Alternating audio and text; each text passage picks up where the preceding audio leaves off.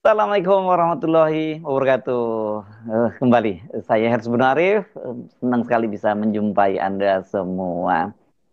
Joko Widodo dapat dipastikan ini batal bergabung dengan Partai Golkar. Bahkan dia juga batal menjadi Ketua Umum Parpol Projo yang rencananya itu kan Projo ini bermetamorfosa dari organ relawan menjadi partai politik. Perkembangan terbaru ini Jokowi tampaknya malah bakal bergabung dengan PSI, Partai Solidaritas Indonesia, dan bahkan sangat mungkin Jokowi itu akan menjadi ketua umumnya. Sinyalnya sangat kuat bahwa Jokowi itu akan bergabung dengan PSI, bahkan ini akan jadi ketua umumnya karena soal ini disampaikan langsung oleh Kaisang Pangarep, putra bontot dari Pak Jokowi yang sekarang ini menjadi ketua umum Partai Solidaritas Indonesia. Pertanyaannya kalau Jokowi jadi ketua umum, Kaisang ini mau dikemanain? Dan kalau kemudian Jokowi batal mendirikan Projo, berarti ya Projo akan tetap jadi relawannya Jokowi gitu ya. Sinyal Jokowi akan bergabung dengan PSI itu disampaikan langsung oleh Kaisang saat dia melantik pengurus PSI di Boyolali, Jawa Tengah. Kalau teman-teman lihat ya, saya kemarin ketika mau tur ke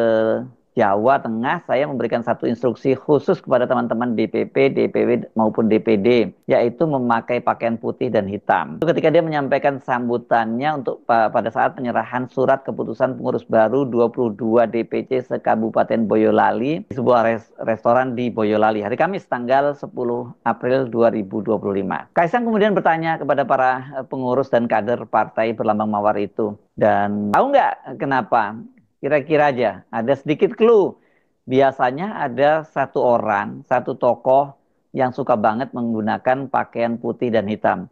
Saya nggak usah ngomong siapa orangnya, saya kira biar nebak-nebak sendiri saja, kata Kaisang. Dan itu langsung disambut heboh oleh para kader PSI dan ada meneriakkan nama Jokowi. Tapi kemudian Kaisang tidak membenarkan, dan ketika dia ditanya oleh wartawan selesai acara itu, dia langsung menolak ya, acaranya sore hari, kata dia udah maghrib, maghrib mas, kata dia. Dia seperti biasa dia menghindar dan membiarkan ini media maupun publik menebak-nebaknya. Tapi sesungguhnya nggak terlampau sulit ya kalau dia menyebut tokoh yang mengenakan pakaian putih hitam gitu. Ya siapa lagi kalau ini bukan Jokowi, dan ini kan kebetulan adalah bapaknya Kaisang sendiri. Dan Kaisang itu belakangan ini juga dia terlihat sering mengenakan pakaian putih hitam seperti bapaknya ini. Apakah ini bagian dari sosialisasi dan kemudian nantinya rebranding ya? Kalau Jokowi bergabung dengan PSI, maka PSI itu tidak lagi simbolnya merah ya. Sekarang pakainya kan merah, dan itu diambil dari mawar merah yang menjadi logo dari PSI. Nah, kalau dengan ini nanti apakah kemudian diganti mawar hitam? Tapi kelihatan sekali bahwa ini mulai sosialisasi ya. Kaisang itu berkaitan dengan posisi bapaknya yang akan segera bergabung ke PSI. Dan rencananya ini kemudian hari Jumat kemarin Kaisang ketika di Solo di Loji Gandrung di rumah dinas dari Wali Kota Solo Respati yang juga menjadi pendukungnya dari Jokowi ini, dia menyatakan bahwa Kongres PSI itu akan dilaksanakan di Solo, kalau tidak pada bulan Mei, mundur-mundur juga paling bulan Juni. Jadi hampir dipastikan bahwa kongresnya itu akan berlangsung di kota Solo, dan disebutkan bahwa di sini nanti one man one vote, dan juga ini ada sejumlah kader PSI, masuk juga Kaisang gitu yang maju menjadi ketua umum. Dan saya kira ini cuma basa-basi saja ya. Kalau soal kemudian kongres itu berlangsung secara one man one vote, kita bisa menduga-duga bahwa ini sudah bisa dipastikan siapa yang akan jadi ketua umumnya. Sama seperti ketika pada waktu Kaisang menjadi ketua umum PSI kan juga prosesnya sangat cepat. Tanggal 23 September 2023 dia dapatkan kartu anggota PSI yang diserahkan oleh para petinggi PSI yang waktu itu masih dipimpin oleh Giring Ganesa. Mereka mendatangi rumah Jokowi di Sumber, Solo, dan kemudian menyerahkan kartu anggota. Pada waktu itu bahkan sampai ketua Dewan Pembina PSI Jeffrey Geopani yang selama ini nggak pernah, jarang sekali nongol gitu karena dia bermukim di Singapura, itu juga ikut datang ke rumah Jokowi untuk mendampingi pengurus menyerahkan kartu tanda anggota kepada Gibran. Dan 2 hari berselang gitu melalui acara yang disebut sebagai Kopdarnas, Kopidar Nasional, dan kemudian Kaisang itu dipilih secara aklamasi menjadi ketua umum PSI, dan tanpa banyak babi bu pada waktu itu Giring Ganesa kemudian menyerahkan tongkat estafet kepemimpinannya kepada Kaisang Pangarep. Jadi dari situ aja kita tahu nggak mungkin kalau PSI itu kemudian melakukan proses kongres yang itu sifatnya apa ya, sifatnya sangat demokratis gitu, one man one vote. Ya itu hanya basa-basi, hanya omon-omon lah kalau minjem istilahnya Pak Prabowo. Jadi dari sekarang sebenarnya sudah kita ketahui siapa yang akan dipilih menjadi ketua umum. Pertanyaannya kalau betul Pak Jokowi yang menjadi ketua umum, posisi Kaisang dikemanakan gitu ya. Ini saya kira menjadi dilema ya. Karena Kaisang sendiri ini sebagai seorang ketua umum partai, ya dia boleh dibilang gagal. Ya bagaimana nggak gagal ya kalau dia sendiri kan eh, masuk ke PSI dan menjadi ketua umum kan dikarbit sangat cepat begitu. Dan dia akui sendiri pada waktu ditanya oleh wartawan, pada waktu dia terpilih menjadi atau dipilih tepatnya atau ditunjuk menjadi ketua umum itu ya karena privilege dia sebagai anaknya presiden. Dan kita tahu PSI ini kan mengusung Jokowisme.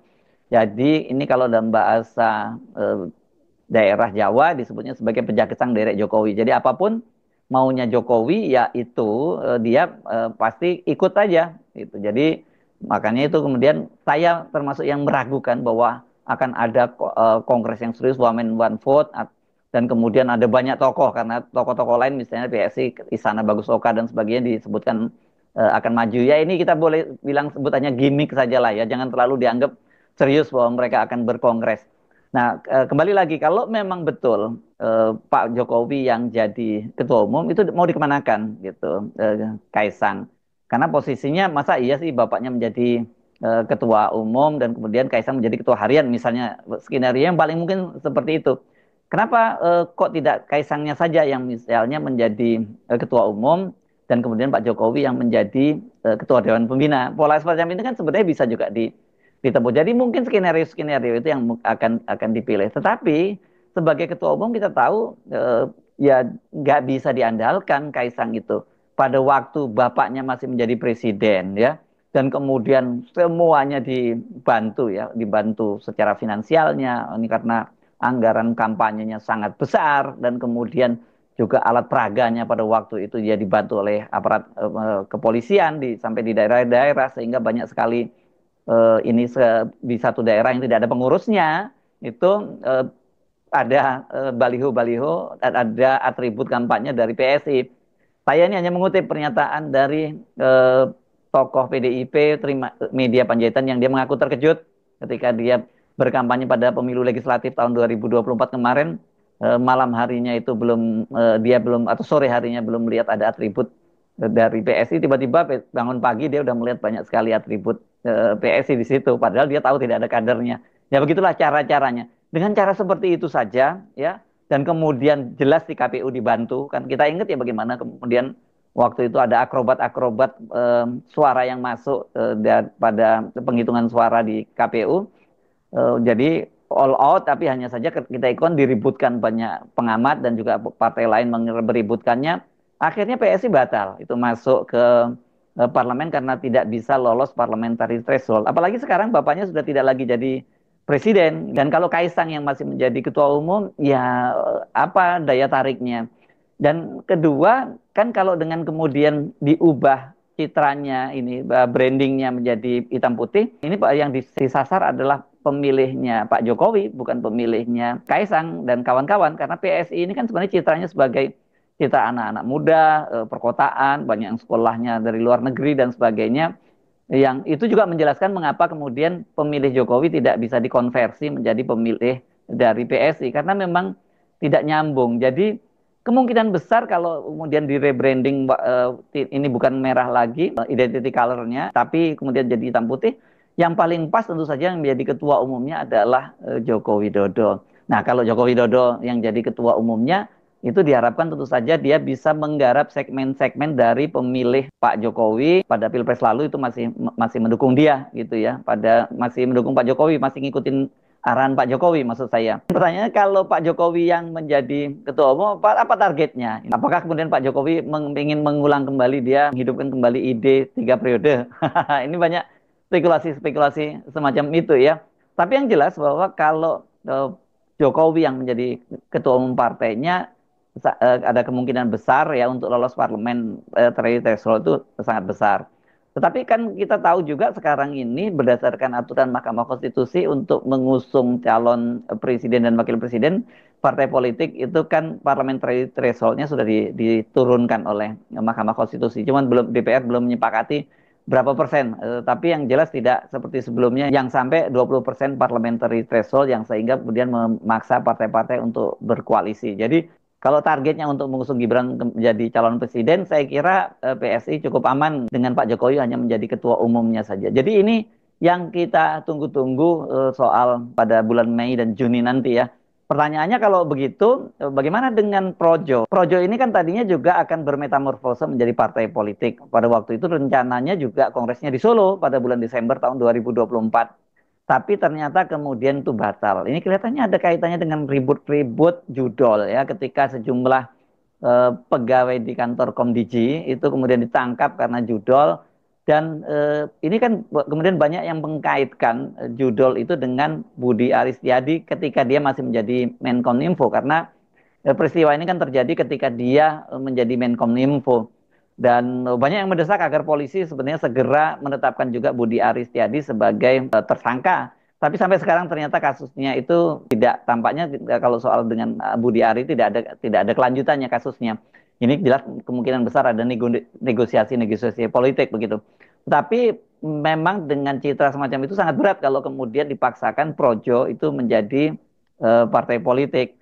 Nah, apalagi tanda-tandanya bahwa Projo tidak jadi partai politik itu kan ketika Pak Jokowi itu menggagas partai super terbuka. Itu yang disampaikan oleh Budi Ari juga setelah bertemu dengan Jokowi di Solo. Pada waktu itu dia menyatakan bahwa partai yang akan digagas oleh Pak Jokowi itu adalah partai yang super terbuka. Maksudnya partai ini ya ini semua orang itu punya saham. Kalau super super kalau terbuka saja kan saham publik bisa ada di situ. Kalau super terbuka berarti kan semua anggotanya punya saham. Jadi partai yang lebih yang sangat egaliter gitu ya. Ini gagasannya Pak Jokowi dan belakangan Pak ketika ditanya apakah Projo yang akan menjadi partai super terbuka, Pak Jokowi menyatakan bahwa ini gagasan itu sudah disambar oleh Kaisang Pangarep, katanya PSI yang akan menjadi partai super terbuka. Dari sini pun kita sudah tahu bahwa kelihatannya Pak Jokowi membatalkan rencananya untuk menjadikan Projo sebagai partai super terbuka, tapi lebih memilih PSI.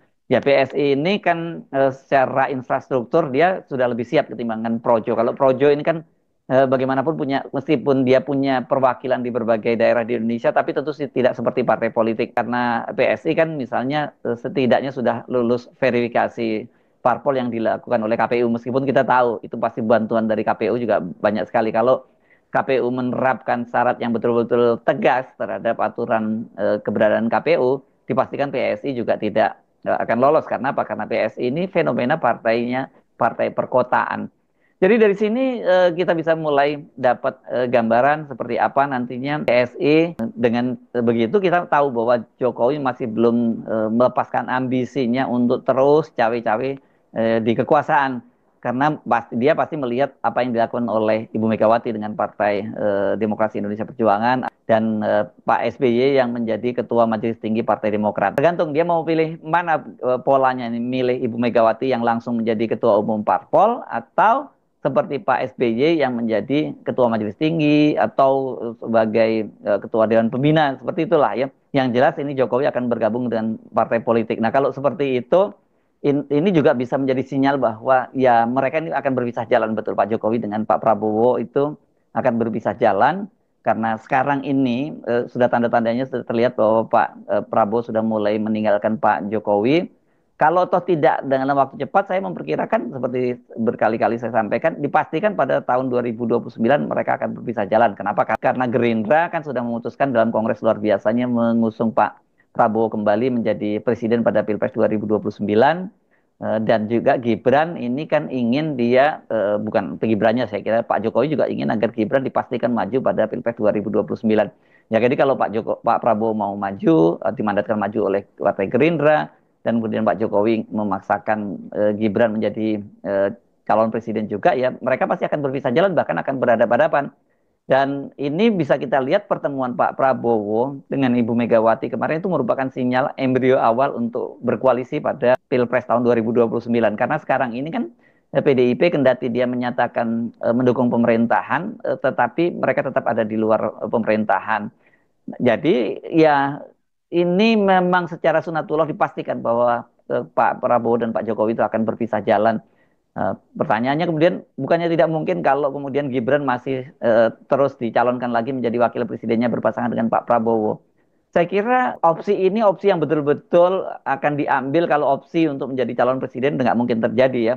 Tetapi kalau toh katakanlah Pak Jokowi itu ikhlas Gibran hanya menjadi kembali wakil presiden dari Pak Prabowo, belum tentu partai-partai yang kemarin sepakat mengusung Prabowo Gibran itu bersedia untuk mendukung Gibran. Karena kemarin-kemarin kan mereka bersedia mendukung Gibran menjadi calon wakil presidennya Pak Prabowo ya karena mereka disandra secara politik oleh Pak Jokowi. Kalau sekarang kan Pak Jokowi meskipun masih tetap bisa menggunakan kartunya nggak bisa lagi menyandra seperti kemarin gitu. Nah, ini tentu akan alot ya kalau Gibran akan dipaksakan kembali berpasangan dengan Pak Prabowo. Itu pertama. Yang kedua, apakah iya Pak Jokowi setelah berbagai manuver politiknya kemudian ikhlas anaknya hanya menjadi wakil presiden kembali? Karena kalau dia menjadi wakil presiden kembali berpasangan dengan Pak Prabowo, dipastikan peluang dia untuk maju pada Pilpres 2034 itu akan sangat berat. Kenapa? Karena ya pengaruh Jokowi itu sudah semakin melemah. Sementara kita tahu Gibran itu tanpa Pak Jokowi ya dia bukan siapa-siapa. Dia ini kan hanya boneka yang dimainkan oleh bapaknya saja, bapaknya sebagai dalang. Jadi sekali lagi kalau pertanyaannya, untuk apa kemudian Pak Jokowi itu bergabung dengan PSI? Ya dia ingin memastikan bahwa PSI itu akan menjadi partai yang bisa lolos parliamentary threshold dengan suara yang cukup signifikan dan kemudian bisa digunakan kendaraannya untuk mengusung putranya Gibran Rakabuming sebagai calon presiden pada Pilpres 2029. Jadi kalau sudah begitu, Pak Jokowi harusnya all out dan yang paling mungkin kalau dia mau all out ya dia menjadi ketua umumnya bukan hanya menjadi sebagai ketua dewan pembina. Beda loh ya kalau Pak Jokowi menjadi ketua umum dan menjadi ketua dewan pembina sementara wajah partai itu adalah Kaisang Pangarep nggak punya